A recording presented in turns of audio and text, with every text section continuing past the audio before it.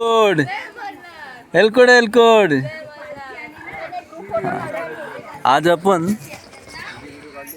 अंबरनाथ तालुक्यातील बदलापूर या ठिकाणच्या मुलगाव या खंडेरायाच्या देवस्थान या ठिकाणी यात्रा निमित्त आलेले आहोत. जवळजवळ बदलापूर पासून 4 ते 5 किमी अंतरावर हे मंदिर आहे. मुलगाव गाव आहे आणि त्या मुलगाव गावापासून याचा अंतर एक डोंगरावरती एक छानसं बघण्याजोगे हे स्थळ आहे, देवस्थान आहे.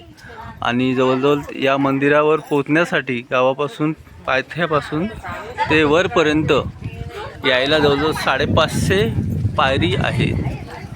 आणि याच्या वरती आल्यानंतर जवळजवळ खालचा नजारा पाहू शकता आपण. हे पूर्ण डोंगरावरती हे मंदिर आहे आणि आजूबाजूला हे पूर्ण खाली डोंगराखाली हे गावं आहेत. जवळजवळ संध्याकाळचे आता 7च्या दरम्यानचा टाईम झालेला आहे. आणि देवस्थानला, ह्या मुलगाव देवस्थानला खंडेरायाच्या भक्तांची मनोभावे भेटण्यासाठी, दर्शन घेण्यासाठी भाविक आलेले आहेत. आणि चला तर आपण पुढे इथे पाहूया. इथे हे मूल मंदिर आहे. प्रथम इथे नारळ वगैरे ज्यांना फोडायचे ते इथे नारळ फोडतात.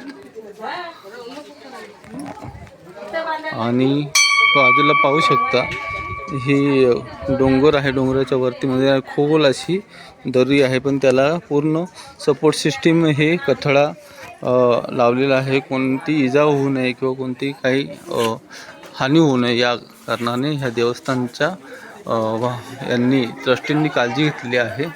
जवळजवळ हे मंदिर पाहू शकता आपण. पूर्ण मंदिर हे मोठं आहे. आजूबाजूला चांगली अशी जागा आहे लोकांना फिरण्यासाठी. आणि आपण आत प्रवेश करतोय. मंदिराच्या ही प्रथम पायरी आहे. पायरीपासून भाविकांची दर्शनासाठी रांग लागलेली आहे. आणि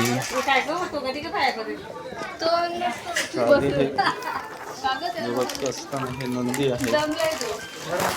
नंदी आहे. आणि हे दर्शन घेता घेता हे प्रवेशद्वार आहे, मूल प्रवेशद्वार.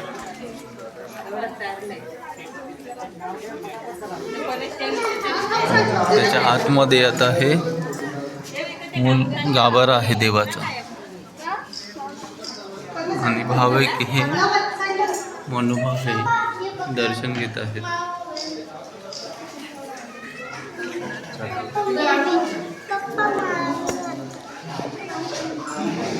मनोभावे दर्शन घेण्यासाठी हे भाविक आलेले आहेत बघा. आणि मनोभावे आपले नारळ अर्पण करून देवाचं दर्शन घेत आहेत. चला आपण आता ही यात्रा जवळजवळ 4 दिवस चालते. पूर्ण गाभारा आहे आणि भाविक प्रत्येक जण दर्शन मनोभावे घेतात आहे. हे देवाचं